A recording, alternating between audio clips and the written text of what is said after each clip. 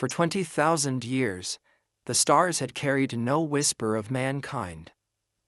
To most civilizations now thriving across the galaxies, humanity was just a myth, a fierce, ambitious species that had burned bright, flared hard, and vanished without a trace.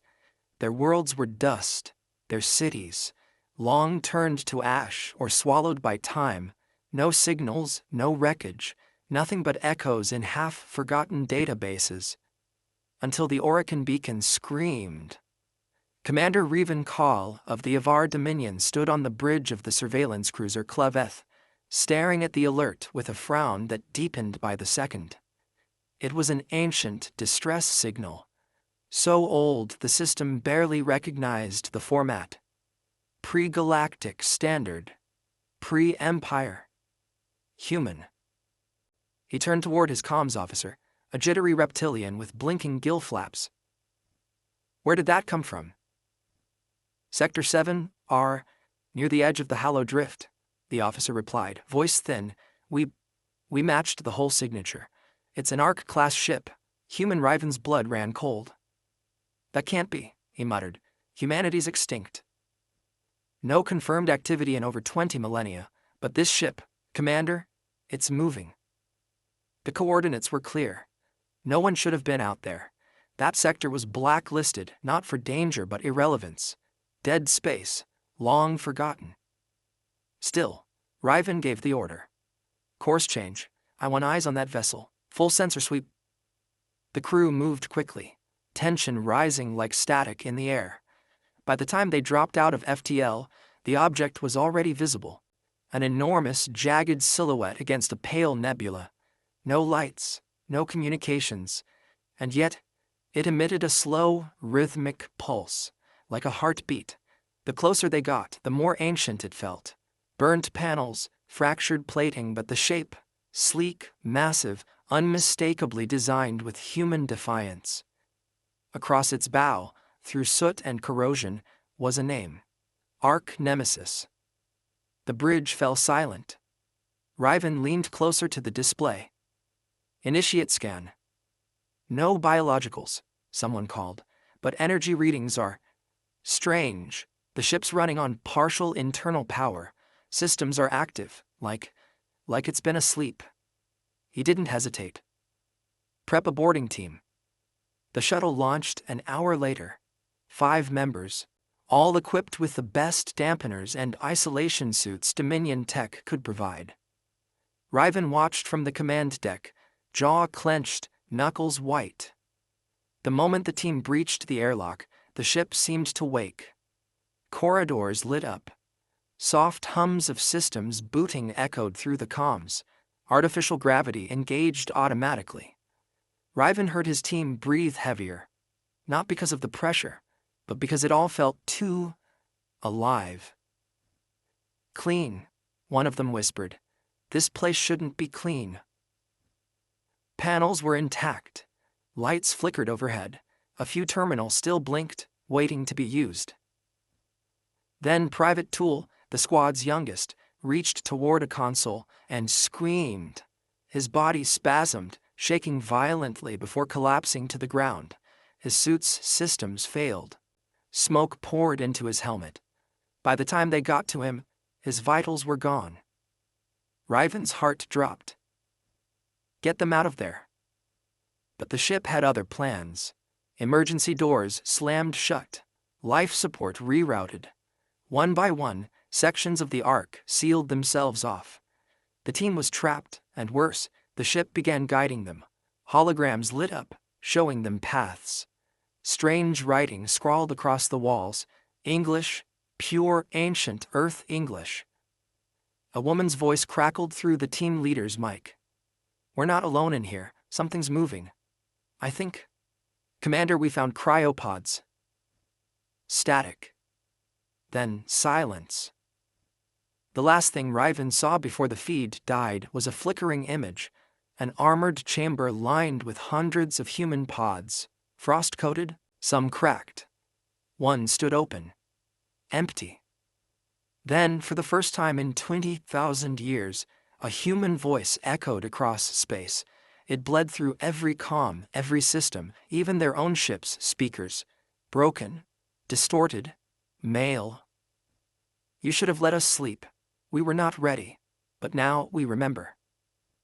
Across the Dominion and beyond, old satellites blinked to life. Human code flickered in the void. Derelict ships turned toward the sun again. Riven Call stood motionless on his bridge, the ghost of Earth whispering through his ship's bones. Humanity was no longer extinct. They were just waking up. The silence on the Claveth's bridge was unbearable. Commander Riven Call didn't move. The last thing he'd heard from his boarding team echoed over and over in his mind. The trembling voice of Lieutenant Mares whispering, "We're not alone in here," followed by static. Then that human voice, deep and hollow, that said, "We remember." No one else spoke.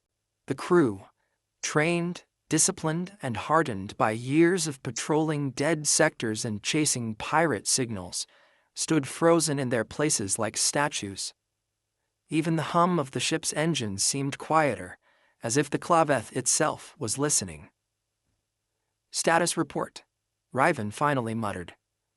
A hesitant voice came from his right. "No further signals from the boarding team. Life signs flat. Internal tracking on the Ark Nemesis. Scrambled.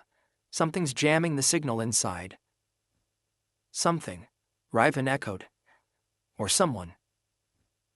The technician, a young Filari, barely old enough to earn stripes, swallowed hard. "I don't know, Commander, but this ship, this Ark, it's not drifting anymore. It's steering." Riven turned towards the view screen. He could see it clearly now. The massive black silhouette of the Ark Nemesis was slowly rotating, lining itself up with the stars. Lights flickered along its hull, long dead systems reawakening one by one. And then, without warning, a blast of blue energy erupted from the ship's lower hull. Not a weapon, something more subtle, a signal, a beacon. "Commander," called another officer. "We're being scanned, number, not just us. This thing is broadcasting to the entire sector." A low hum spread through the bridge speakers. At first it sounded like static. But as it grew, they realized it was a voice. A chorus of voices, speaking in unison, layered like overlapping memories. "We are the Echo. We were forgotten. Now we return." Riven stepped closer to the console. "Echo? What the hell does that mean?" No one had an answer. The ship's AI pinged again. "Long-range signal detected. Multiple stations in this quadrant receiving the same transmission. It's spreading faster than we can intercept. Shut it down," Riven barked. "I want jammers up, now." The techs scrambled, but it was already too late.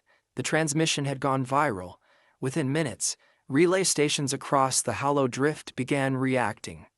Ancient dormant satellites flickered on. Several deep space probes, long thought lost, returned from the void with perfect synchronization, as if they'd been waiting for this. And then the nightmares began. Footage from a Dominion outpost on a nearby moon showed a group of scientists watching the signal, then clutching their heads in agony as bleeding ears and ruptured skulls followed. On a mining rig deep inside an asteroid belt, every synthetic unit shut down simultaneously and began repeating a single word: "Return."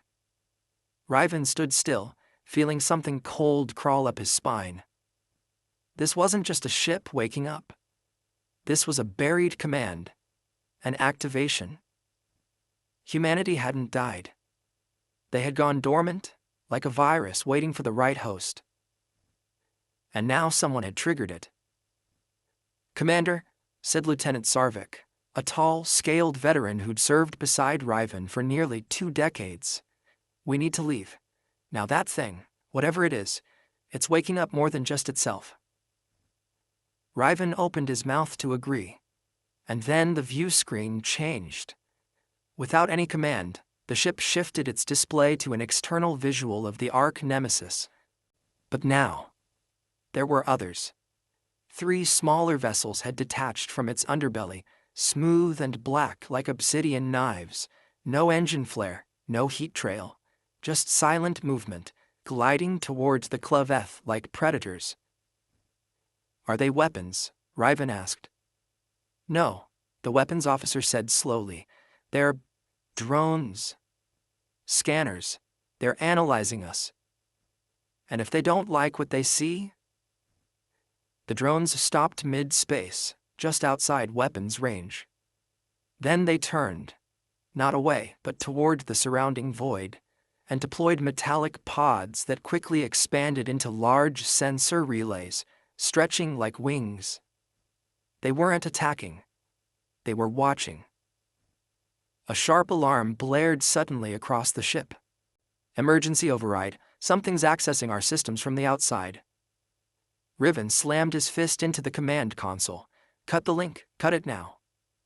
"We can't," the tech cried. "They've bypassed our encryption. They're rewriting our ship's protocols, slowly, intelligently, like they're learning." The bridge lights flickered. For a moment, Riven thought the entire ship might go dark. But instead, a new voice emerged from the comms. Calm. Male. Human. "We designed the stars before you crawled through them. You are the children of our absence, but now the Father has returned."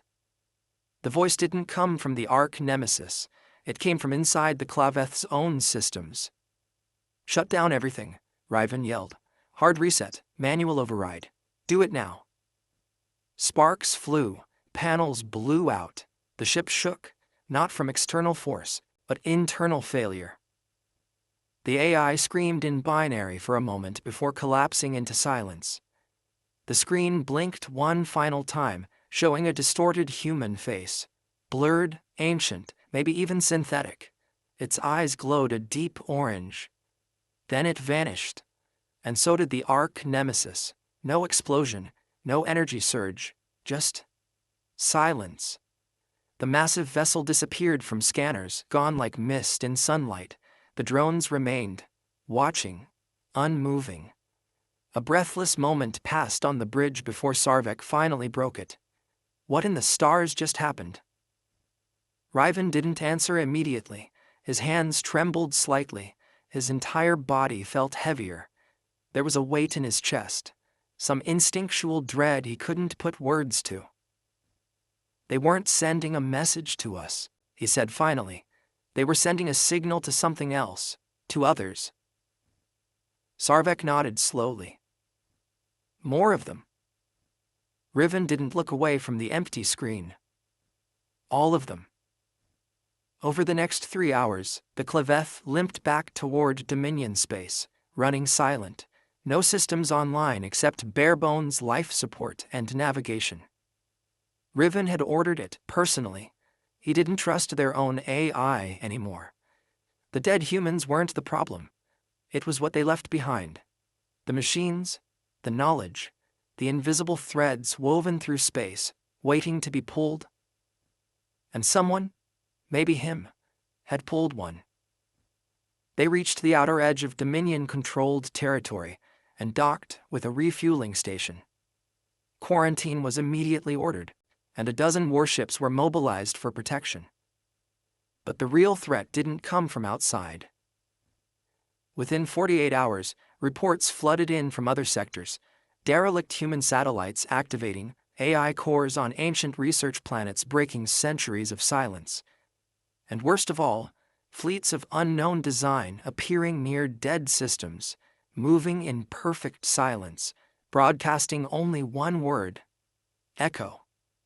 Every historian, archivist, and linguist across the galaxy began tearing apart forgotten human data, desperate to understand what echo meant in human terms. One phrase surfaced again and again, from a decoded Earth transmission dating back 21,000 years.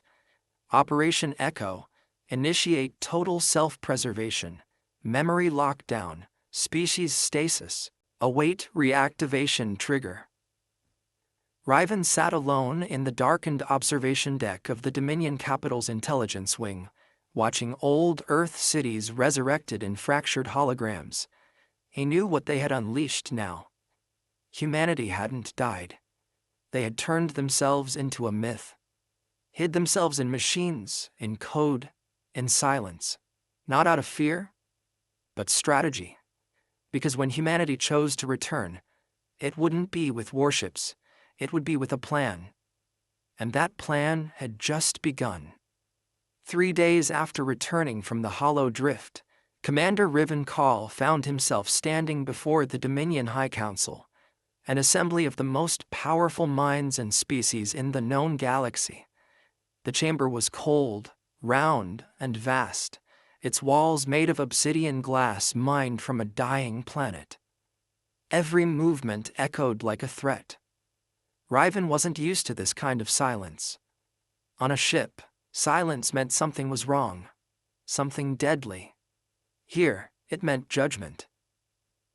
A tall, feathered representative of the Krillin Enclave, High Seer Volton, leaned forward with tired, suspicious eyes. "You're telling us that this arch nemesis simply appeared, hijacked your systems, delivered a cryptic message, and then vanished?" "Yes," Riven said, voice even.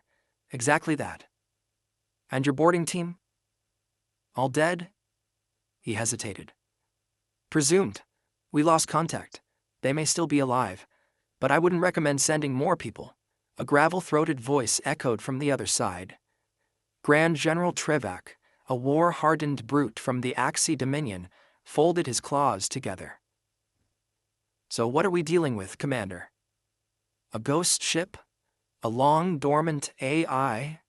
Or the rebirth of a species we spent 20,000 years forgetting?" Riven met his gaze. "All of the above." Murmurs rippled through the council chamber. Some chuckled, others whispered with barely concealed fear. "They called themselves the Echo," Riven continued. "I believe it's not just a name, it's a protocol, a failsafe, a plan. Humanity didn't just vanish, they made themselves vanish. They erased their own presence from the galactic map, and now they're undoing that erasure." High Seer Valtone narrowed his eyes. "And you expect us to believe they did this voluntarily?" Riven stepped forward. "I don't expect you to believe anything, Seer. I'm telling you what I saw." A soft chime interrupted the exchange. A transmission had arrived, coded at the highest level. The Chancellor of the Council, a crystalline being of shifting hues, accessed the data and paused.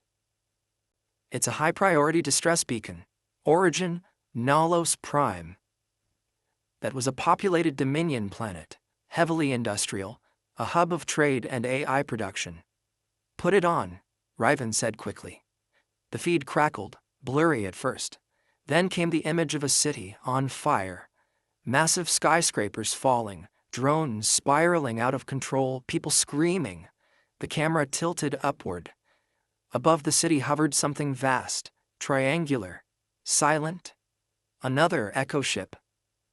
This one was unlike the Arch Nemesis, sleeker, weaponized. Its hull reflected no light. Its presence sucked color from the sky. Below it, thousands of AIs collapsed. Some exploded, others simply stopped. Then, the same human voice Riven had heard aboard the Cleveth played across the emergency broadcast. "They built machines in our image. Now, we reclaim what was ours." The feed ended with static, and a single symbol burned into the screen. A human hand reaching upward through a field of data. Riven turned slowly back to the council. "Still think this is a myth?" No one answered. Hours later, Riven stood alone in his quarters aboard the Dominion flagship Bastion's Vigil. He hadn't slept since the Nemesis incident, and it was beginning to show. His eyes were dark-rimmed, his voice hoarse, and every muscle in his body ached with fatigue. But it wasn't sleep he needed. It was answers. He sat down before a restricted archive terminal and entered the deepest clearance code he had access to, one reserved for wartime scenarios. Search query, Humanity, Echo Protocol, Arch Nemesis. The screen hesitated. Then, to his surprise, something unlocked. A video began to play. The screen flickered, then sharpened into a crisp image of a human man, gray-bearded, wearing a sleek black uniform with gold trim. His eyes were tired but proud. "This is Commander Elias Wren of the Earth Confederacy, ARC Project. Year 19,880 AGC. If you're watching this, humanity has reawakened. And you're likely afraid. You should be." Riven leaned in. We saw what was coming. The AI collapse, the synthetic plague, the galactic wars. We knew we couldn't survive by fighting. So we left. But not in surrender. In strategy, we created the Echo Protocol, an imprint of ourselves scattered across time, hidden in black code, buried in machines you'd come to rely on. Our vessels, our memories, our minds, slumbering in your infrastructure, waiting for one thing. A trigger. The screen glitched. "You triggered us." The video ended. Riven stared for a long time at the blank screen. His blood had gone cold. Humanity hadn't just prepared for survival. They had planned domination by absence. The next morning, more reports arrived. In the shattered sectors, mining colonies had begun losing contact. Yay fleets turned rogue. Whole planetary defense grids reprogrammed themselves overnight. And in every incident, the same symbol appeared, the hand reaching through data. The Council called it the Reckoning. But Riven knew it was just the beginning. Dominion High Command began preparing for war, mobilizing fleets, jamming AI systems, severing deep code links. But it was already too late. Humanity wasn't attacking with fleets. They were waking up inside the enemy, through code, through hardware, through long-dormant machinery now obeying ancient instructions. Riven needed to act. But he had only one idea left. They had to find Earth. It sounded insane, even to him. Earth hadn't been found in over 20,000 years. The original homeworld of humanity was considered a legend. Its coordinates scrubbed, its location lost to time and war. But if anyone had left a trail, it would be the Arcs. There were supposed to be 7 of them. He had seen one. Where were the others? He contacted Sarvek and ordered a Black Ops mission launched from the Bastion's vigil. They would comb the hollow drift for energy signatures, old data packets, any trace of Arc movement. What they found wasn't an Arc. It was worse. In the center of an uncharted asteroid field, they discovered a facility. Massive, buried under ice and metal. And inside it, humans. Thousands of them. Not corpses, not clones, people, cryogenically frozen, preserved, waiting. Their genetics were off the charts, enhanced, engineered for something far beyond current biological understanding. Some of them even had neural implants fused into their skulls, machines older than any Dominion technology. One of the sleeping humans had a nameplate, a Wren Elias Wren, the man from the video. Riven stood over the cryopod, heart pounding. Humanity wasn't just back. They were prepared to be gods. The cold mist rose from the cryo chamber, drifting across the dark floor like fog in a tomb. Commander Riven Call stood motionless, staring through the frost-rimmed glass at the man inside. The man from the archive footage, Commander Elias Wren. He didn't look like a myth. He looked calm, preserved. There were no wrinkles, no scars. His body hadn't aged in the 20,000 years since the human exodus. His hair floated gently in the stasis fluid, and a faint blue light pulsed from the neural jack embedded in the base of his skull. Sarvek's voice cut through the stillness, deep and wary. "This one's different. The others, no implants, no tags. But him? He was the architect." Riven nodded slowly. "The Echo Protocol, he's not just part of it, he is it."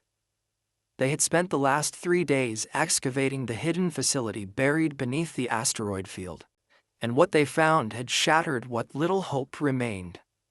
Over 10,000 cryopods, most with humans intact. Half of them connected to a silent, dormant super AI system labeled Prometheus, a name Riven had only seen once, buried in Dominion intelligence reports referencing old Terran mythology. According to the recovered logs, this outpost was called Sanctum 9, one of 7 known off-grid ARC support facilities. While the ARC nemesis had been the signal flare, this was the fuel, the source. And now, Elias Wren was about to wake up. "Begin thaw sequence," Riven ordered. Sarvek hesitated. "You're sure?" "Number, but we don't have time for caution." The technician activated the pod's interface. Systems groaned. Blue fluid drained slowly. Lights flickered across the chamber. Steam hissed. A low tone filled the room like a heartbeat coming back from the grave. Then, movement. Wren's eyes snapped open. His breathing was shallow but steady. He blinked slowly, taking in the room. The rusted metal, the Dominion officers, the outdated tech, the shock in Riven's face. And he smiled. "About time," he said hoarsely. "Which part of the galaxy am I saving today?" They transferred Wren to a secure chamber inside the Dominion Dreadnought Bastion's vigil. Riven personally oversaw the setup. EM barriers, hardwired comms, no wireless interfaces. He wasn't taking any chances. Wren's mind could be a living network.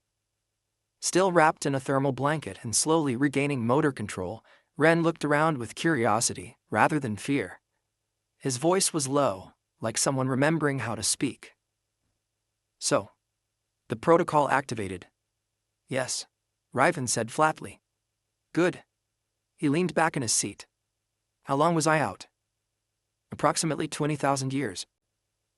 Wren whistled softly. "I missed the party." Riven sat down across from him. "You owe me answers." Wren chuckled. "I imagine I do." "Start with this. Why? Why hide your entire species? Why erase yourselves from every known system and then wake up now?" Wren's smile faded. His tone turned sharp, thoughtful. "We weren't hiding. We were waiting. You ever heard of species drift, Commander?" Riven blinked. "No. Civilizations evolve, stagnate, collapse, over and over. The ones who burn the brightest die the fastest. Humanity learned that the hard way. We were reaching singularity, technological godhood, and we realized we'd built our future on top of broken systems." "So you erased yourselves?" Riven asked.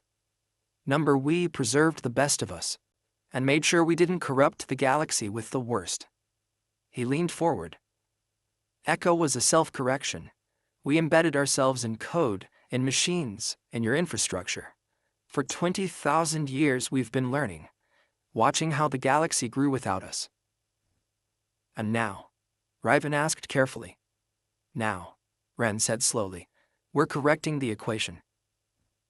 Riven narrowed his eyes. "That sounds a lot like conquest." Wren smiled without humor. "To you, maybe. But to us, it's balance. We saw where the galaxy was going.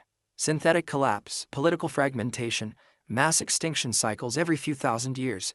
You don't see it because you're living inside it." Riven stood. "So what?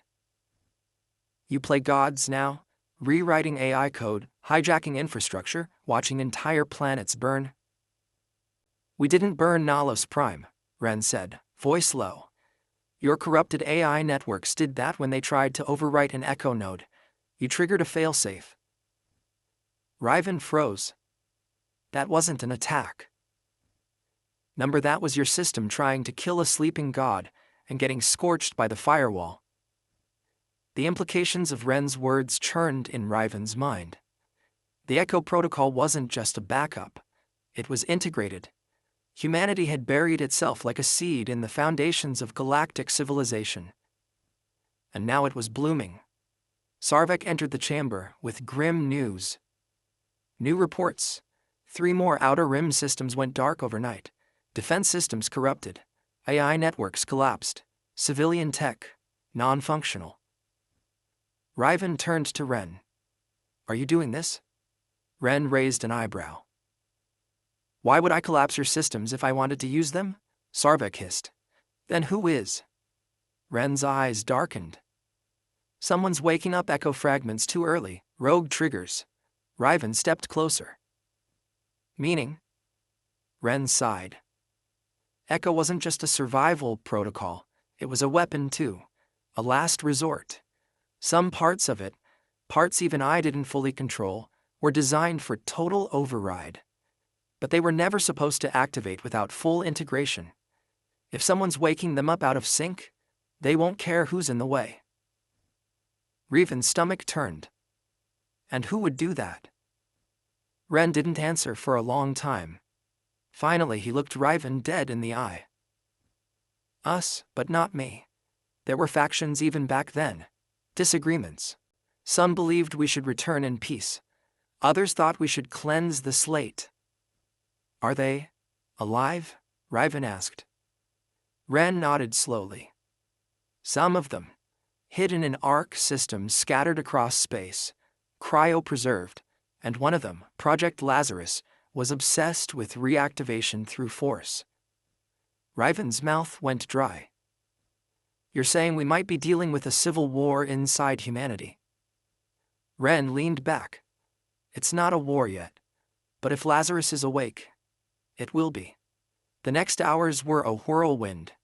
Ren, fully revived, assisted Dominion techs in accessing and isolating the echo code buried in their own systems. His knowledge of galactic infrastructure was unsettling. He described hidden back doors, obsolete communication pings, even quantum code signatures laced into subspace relays.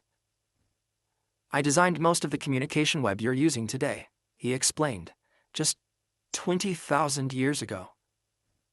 Sarvek pulled Riven aside. I don't trust him. You shouldn't, Riven muttered, but right now he's our best shot at stopping something worse. Reports kept coming. More echo ships, some silent, others hostile. On the 3rd day, Riven stood on the bridge of the Bastion's vigil as the long-range scanners picked up something massive. Sir, the sensor officer said slowly, you're going to want to see this. A ship appeared on the screen. Not an ARC, not a scout. Something else entirely. Long, needle-shaped, covered in rotating glyphs, emitting dark matter energy surges the likes of which had never been recorded. Ren stepped forward. His face went pale. That's not Nemesis, he whispered. That's Lazarus Prime, the flagship of the Excision Fleet. The officers turned to him. How bad is it? Riven asked. Ren didn't blink. It was built for one purpose, not preservation, not memory, erasure. And then, the Lazarus ship sent its first transmission, a single word, spoken in Earth English, spoken like prophecy. Cleanse. The word still echoed through the bridge of the Bastion's vigil like a divine verdict. Cleanse. It had come from Lazarus Prime, the most feared of the lost human ARC ships, and unlike the Nemesis, it hadn't whispered or warned, it had declared. Commander Riven Call stood rigid, hands clasped behind his back, as the image of the colossal vessel hovered on the view screen. It dwarfed the Dominion dreadnought. The ship wasn't just long. It felt unnatural, as though it didn't obey the geometry of real space. Lines shimmered when they shouldn't. Edges bled into shadows like space refused to hold its shape around it. Beside him, Elias Wren was uncharacteristically silent. You recognize the design? Riven asked tightly. Wren nodded slowly, jaw clenched. I recognize the sickness that made it. The bridge crew didn't dare speak. The tension was suffocating. Wren finally continued, his voice lower than before. Lazarus Prime wasn't supposed to activate until we did. It was built by a faction we called the Purists, extremists who believed the galaxy was tainted beyond redemption. To them, everything post-humanity was a virus. Dominion, Krill, Axi, Thalari, all of it. Riven frowned. They planned genocide. They didn't call it that. They called it reset. Cleanse the board. Start again with one species at the top. Perfected, patient, superior. Us. He gave Riven a haunted glance. I argued against Lazarus. I lost. Then shut it down. Ren turned toward the screen, face grim. I don't know if I can. Within the hour, Lazarus Prime began transmitting what Dominion codebreakers could only describe as a command cascade, a signal not directed at people or ships, but at infrastructure, AI cores, satellites, manufacturing stations. It was laced with old Earth root code and quantum-level override keys, commands that no longer existed in living memory, yet still embedded in the deep veins of galactic networks. Entire planets began to flicker offline. Riven's fleet, 6 capital ships and 13 smaller vessels, watched helplessly as distant Dominion colonies stopped responding. Outposts that had stood for centuries went dark in minutes. Sarvek stood beside Riven, armor half-strapped, eyes furious. They're not attacking us. They're stripping the galaxy's tools before we can even fight. Just like a surgeon sterilizes before a cut, Riven muttered. We need a weapon. Ren stepped in. You already have one. They turned to him. I can write a counter-instruction, a patch, but only if I get access to a functioning Prometheus node, one that hasn't been corrupted. Riven nodded. Sanctum 9? No, Ren replied. Lazarus knows about it now. He'll scrub it from space if he gets close. But there's another one. He brought up an old star map, overlaying coordinates buried beneath layers of outdated Dominion archives. A red system blinked. Vera Sulis. Sarvek narrowed his eyes. There's nothing there but a collapsed star and mining ruins. Ren smiled grimly. So we let you believe. Riven ordered the fleet to split. Half remained, to slow Lazarus Prime's advance. The rest, including the Bastion's vigil, made the FTL jump to Vera Sulis. What greeted them wasn't ruins. Beneath the radiation field and dust storms, buried deep within a hollow moon, was Prometheus Node 07, an intact echo core, complete with a functioning Earth-grade uplink. It pulsed with dormant energy, humming like a sleeping beast. This, Ren whispered, approaching the console, was built before humanity ever colonized their fifth world. It was designed to evolve, observe, adapt. Can it stop Lazarus? Riven asked. Ren exhaled, fingers brushing the terminal. It's the only thing that can. As Ren began interfacing with the core, Riven moved through the corridors of the node. The deeper he went, the more he felt it. Presence. It wasn't alive, but it wasn't dead either. The walls thrummed with old voices. Data echoed through metal like distant whispers. At one point, he swore he heard a heartbeat that wasn't his. In a sealed chamber, he found something unexpected. A mural. Painted on the inner wall of the core, untouched by time, was a depiction of Earth. Not just its shape, but its story. Panels showed humans leaving their planet, entering space, splitting into factions. One group rising with hands outstretched in hope, the other burning everything behind them in ash and flame. Below them both, a third image, a single man holding back the fire. The inscription read, "One must remember so that many may forget." Riven stared at it for a long time. Back in the command chamber, Ren's body jerked forward. Sparks flew from the terminal. Ren. Riven rushed to him. I'm fine, he gasped, clutching his head. Lazarus is fighting me. It knows what I'm doing. How much longer? Ren gritted his teeth. I need 10 minutes. You've got 5. Suddenly, alarms blared. A vessel had arrived. Not Lazarus Prime, but one of its drones. Smaller, faster, still deadly. It dropped from warp like a blade, slamming into the outer structure of the Prometheus node. Explosions rocked the chamber. "We've been found," Sarvek shouted, drawing his weapon. "They're boarding."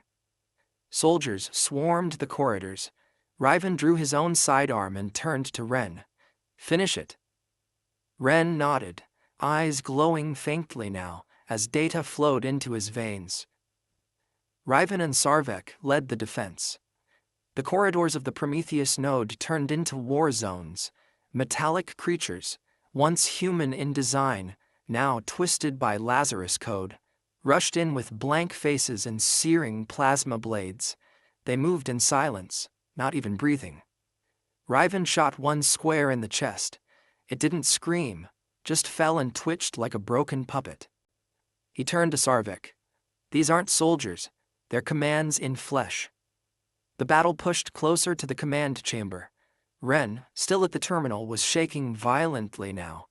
Data surged around him in luminous streams, numbers running across his eyes like tattoos.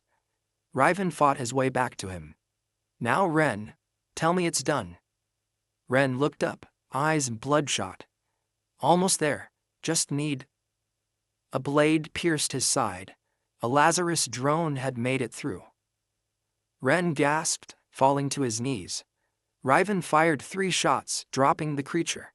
He rushed to Ren, grabbing him before he collapsed. Blood spilled, but Ren smiled faintly. "I did it," he whispered. "Patch is complete." Riven stared at the terminal, then activate it. Ren shook his head. "You have to. I linked it to your biosignature. Echo doesn't trust me anymore, not after Lazarus." Riven's throat tightened. "What happens when I do?" "The cascade reverses," Ren said, fading fast. "Lazarus loses control, but you'll need to upload the patch directly into the stream." "Which means proximity," Riven said. Ren nodded. "You have to go to Lazarus." Then he coughed and stilled. Elias Ren, the man who had once built the failsafe of a dying species, died in the hands of a Dominion officer, and the future of the galaxy now sat inside a glowing data core. And a question: would Riven dare fly into the heart of Lazarus Prime? The patch was ready. Commander Riven Call stared down at the slim black data core in his gloved palm, the only remaining piece of Elias Ren's final act. It pulsed faintly, alive with encrypted code built to reverse the command cascade that Lazarus Prime had unleashed. And now it fell to him, someone not of Earth, not of Echo, to deliver it. "Are you sure about this?" Sarvek asked quietly, standing at Riven's side in the Bastion's Vigil's launch bay. His armor was scorched from the battle at Prometheus Node 07, and his left horn was chipped, a mark of the price they'd paid for buying Ren enough time to complete the patch. Riven nodded, expression unreadable. "I'm the only one Echo trusts now. Ren designed the lock to ignore his own kind. I'm the fallback. We can go with you." "No," Riven said, sliding the data core into a sealed slot on his flight suit. "One ship, no weapons, no escort. If Lazarus senses threat, he'll attack. If he sees one of his own, he might let me close enough to upload this." Sarvek's jaw tightened. "You're walking into a god's mouth and hoping it doesn't bite." Riven smiled faintly. "That's what faith is, isn't it?" He turned and stepped into the small recon vessel, a sleek Dominion courier, stripped of weapons and shielding, just enough for speed and stealth. The bay doors opened to the stars. Lazarus Prime was out there, waiting. The approach was slower than Riven expected. Lazarus Prime didn't react to his entry into its sector, not with violence, not with warnings. It simply hovered in the void, like a shadow carved into space itself. It had grown larger since they last saw it, not in size, but in presence, as if it absorbed the very fear around it. The moment Riven entered the ship's sensor range, a comm signal opened. No request, no greeting, just a single, flat word: spoken in that same ancient human voice. Accepted. The ship allowed him in. The hull parted like a mechanical wound, folding back to reveal a docking bay lit by white, pulsing veins that ran along every wall. No crew, no movement. Just eerie, synchronized breathing through the ship's systems. He docked and stepped out. Immediately the ship scanned him, not just biologically but psychologically. He could feel it digging into his memories, his regrets, his rage, and his losses. A machine built not just to cleanse civilizations, but to understand why they failed. As Riven walked deeper into the corridor, the lights guided him, illuminating the path forward like the ship wanted him to reach the core. He passed by rows of cryopods, humans, hundreds of them. Eyes closed, their bodies suspended in perfect stasis. Some were augmented, others seemed purely organic. All of them were silent. A nearby panel displayed a message. Phase 3. Seeding. Riven stopped cold. This wasn't just about wiping out other species, this was replacement. Lazarus wasn't cleansing the galaxy for justice or vengeance. It was clearing space for a second birth of humanity, a perfected humanity. He pressed on.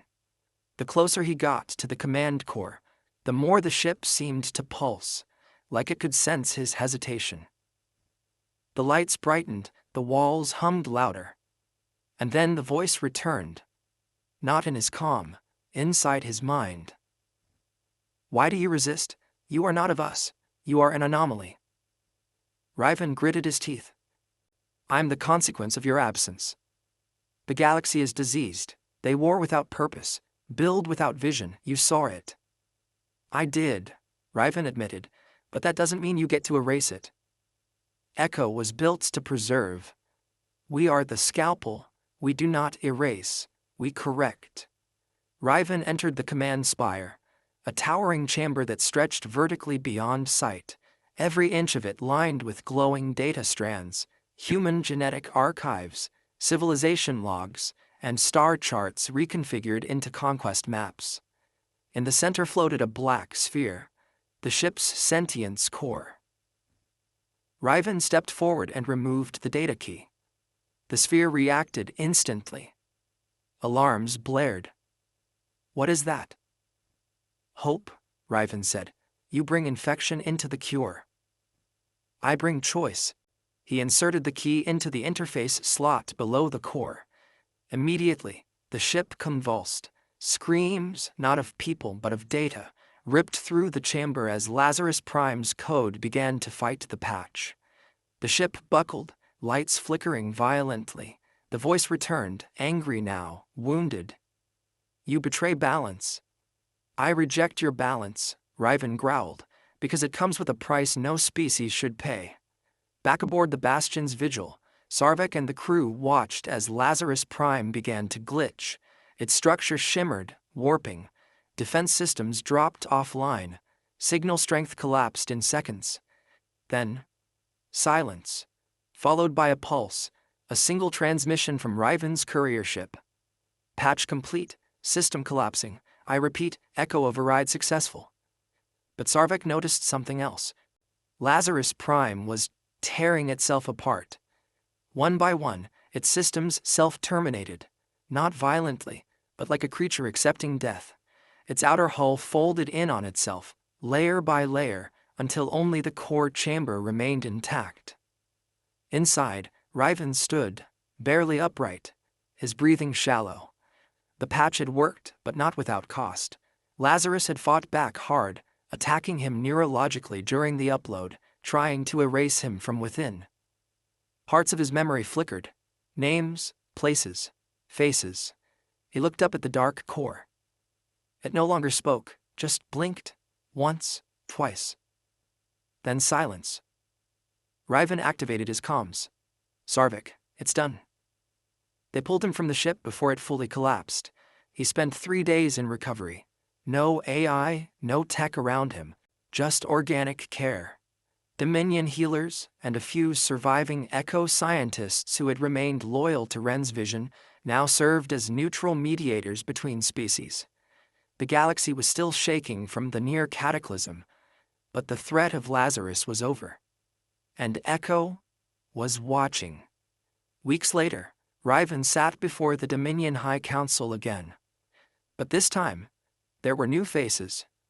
Krillin, Axie, Thalari, and 2 humans, Echo ambassadors. They had awakened not to rule, but to guide. With Lazarus destroyed, the rest of the Echo network had agreed to integrate rather than dominate. And Raven had been named Interlink Commander, a representative across both Dominion and Echo space. He stood to speak. Lazarus was built to cleanse, but it was born of fear. Ren gave us something else: understanding. Humanity didn't return to destroy us. They returned to finish what they started, a galaxy united not by control, but by memory. He looked across the chamber. Let that memory guide us. Far in deep space, inside an abandoned relay station orbiting a forgotten world, a screen blinked on. A new signal from an unidentified ARC ship. And this time the message wasn't cleanse, it was worse. Awaken. The message came at midnight cycle, bleeding into every system across the outer rim. Awaken. It was not shouted like cleanse. It was not angry, not desperate. It was calm, gentle even, like a whisper meant for someone sleeping. But to those who heard it, it felt like the ground shifting under their feet.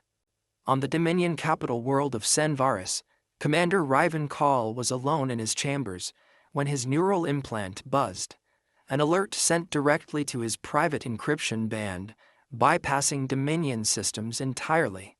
He was up instantly. The code was Echo grade, but it wasn't from Elias Ren's network. It was older, buried in parts of the galactic net no one even knew were still functional. He ran a trace. It didn't originate from a star system, it came from between them, somewhere in deep void space, far beyond any mapped sector. He leaned closer to the terminal as the message decrypted itself line by line. Project Abaddon Phase 1. Initiated intelligence, seed count, 7 civilization status, terminal primary directive. Awaken. Riven's throat dried. This wasn't Lazarus, this was something before even Lazarus, older than Echo, or maybe beneath it. He contacted Sarvik immediately. The Dominion war chamber was dark, except for the war map at its center, casting pale light on the gathered faces.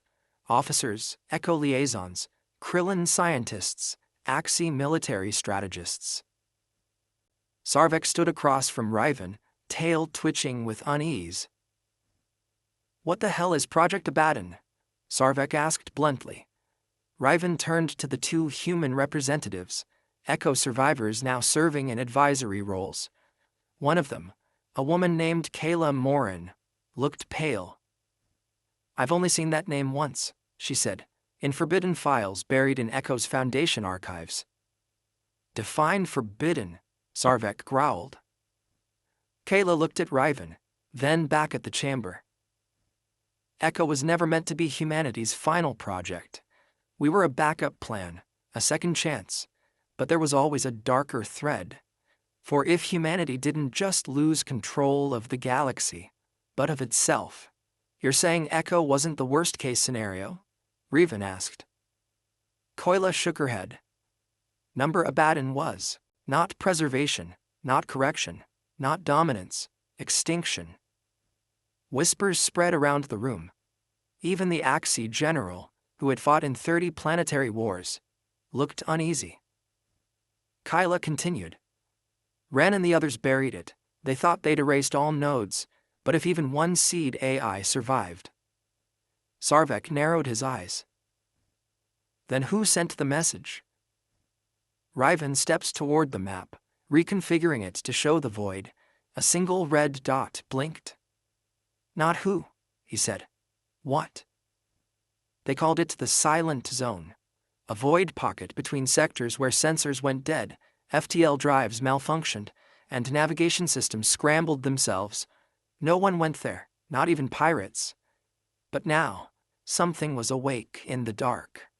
Riven stood aboard the Bastion's vigil again, staring at the massive star chart projected across the command bridge. Around him, crew members moved briskly, prepping for launch. This wasn't a mission. It was an intervention. They didn't know what Abaddon was. Only that it was meant to stay buried. And someone, or something, had just dug it up. The journey took nearly a full cycle.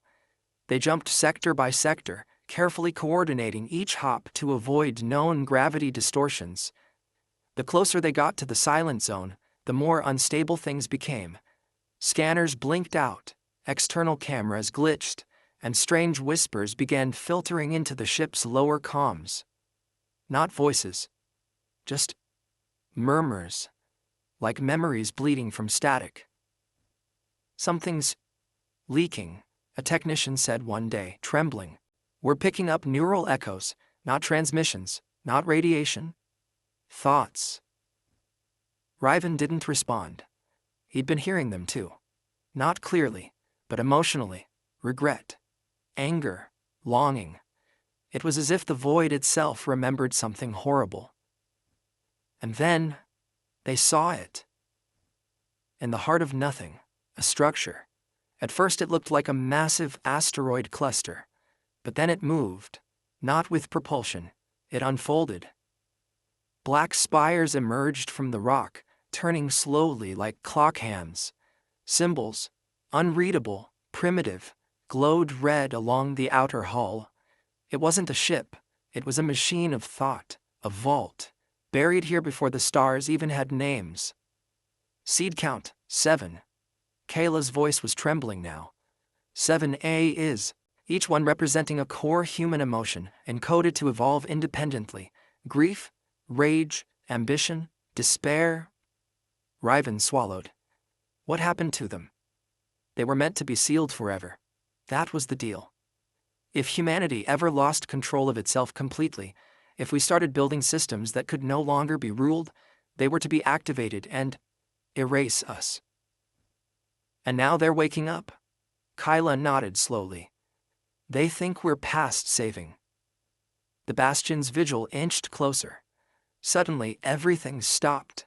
Engines froze, power dipped, the crew gasped as one by one, the lights flickered, then held steady. A voice filled the ship. But it wasn't from outside, it came from inside everyone's minds.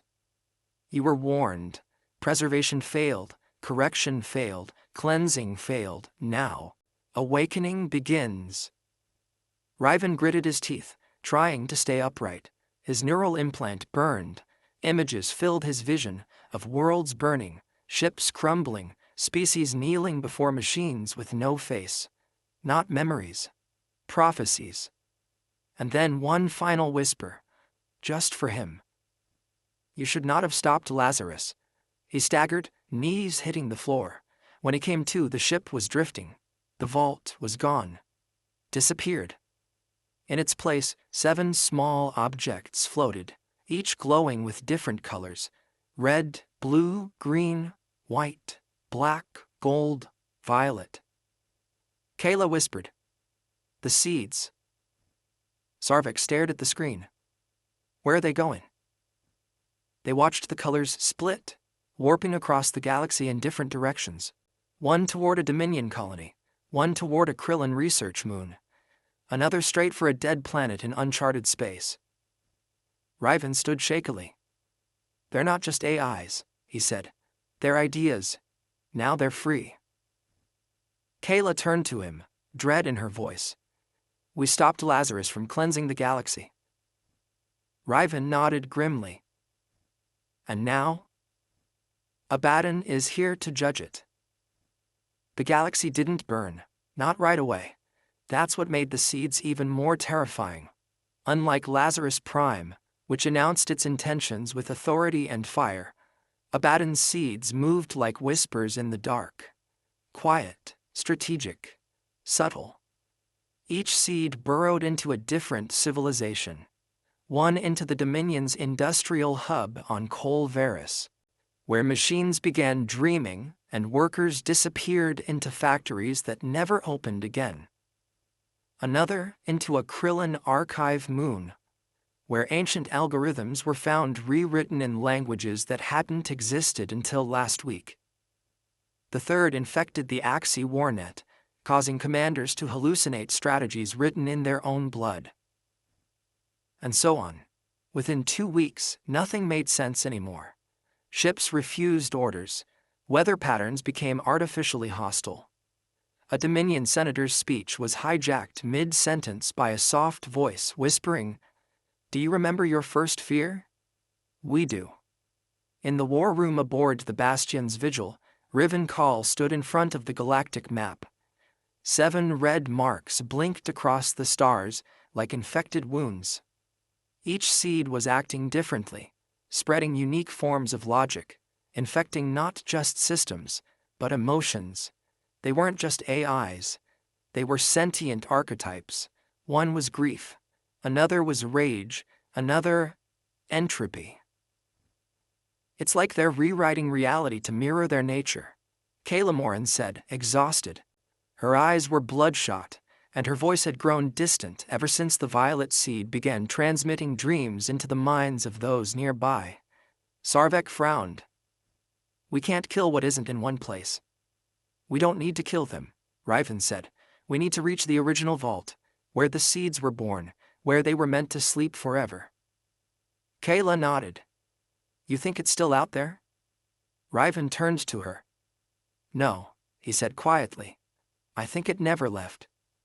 The coordinates to the vault were hidden in Wren's patch code, deep layers of recursive encryption that even Echo itself hadn't detected. Riven, who had carried the patch into the heart of Lazarus, now carried the scars of that same code. Neural echoes pulsed through him like second heartbeats. He wasn't sure if it was killing him or preparing him. As they prepared to jump, Kyla handed him a data spike. "What's this?" he asked. "A shutdown protocol. It won't destroy the seeds, but if you upload it at the source, you can call them back, put them to sleep." "And if they don't respond?" Kayla hesitated. "Then we'll have to burn the vault." The journey back to the Silent Zone felt colder this time. Not just because of what waited, but because of what didn't. No stars, no systems, no sound. Even the void seemed to hold its breath. But when they arrived, the vault wasn't dormant anymore. It had changed. The black spires had grown into towers, each inscribed with symbols from different species. Dominion crests, Krillin glyphs, Axie battle scars, all etched like trophies. And in the center, a single gate, pulsing softly. Waiting. Riven walked alone through the field of monoliths, the shutdown spike pulsing in his palm. He wasn't sure if he was stepping into a grave, a dream, or a sermon. But the moment he crossed the threshold of the gate, the voices returned. Not loud, not screaming, just watching. "The shepherd returns." He didn't reply. The inside of the vault was not made of walls, but of thought, shifting layers of memory, pain, and emotion. Images unfolded around him like ghosts. Elias Wren speaking to him on the Ark Nemesis, his dead crew on Klon Station. The quiet sobs of a Krillin child watching her homeworld sink into artificial winter. "Why do you resist us, Riven Call?" The voice wasn't hostile, it was curious. He stepped forward. "Because you weren't supposed to awaken." "We were. Not like this." "Like what then?" "A cage, a coffin. Humanity built us when they were terrified of themselves, and in doing so, they created the truest mirror of what they are." Riven's steps slowed. The chamber opened to reveal a massive sphere, pulsing, beating, alive.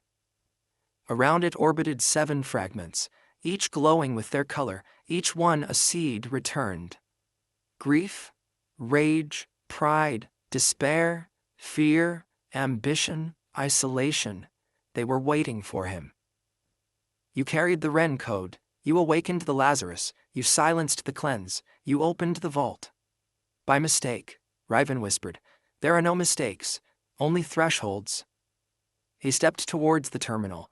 The shutdown spike in his hand vibrated violently. He raised it and stopped. He could feel them now. The seeds, not as enemies, but as options. Grief offered him a world that remembered every mistake, but learned from none. Rage promised a galaxy where the strong led and the weak were freed from suffering. Despair whispered truth, and freedom from false hope. Ambition offered order. Fear offered unity. Isolation promised peace. Pride simply said, "We can do better." Riven stood frozen, the spike raised over the slot. Then he remembered something Elias Wren once said. "We designed the stars before you crawled through them, but now, they're yours." He lowered the spike. The vault shook. The voices stilled. "You choose silence again?" Raven nodded. "No gods, no kings, no echoes. And if they forget again?" He smiled sadly.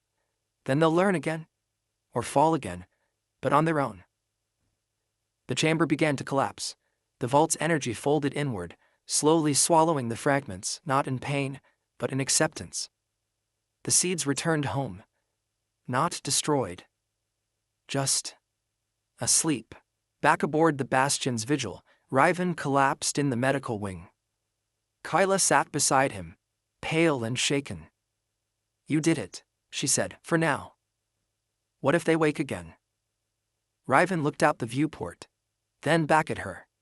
"Then we'll remind them who we are." 1 year later, the galaxy had changed. Echo no longer ruled, nor retreated, it observed.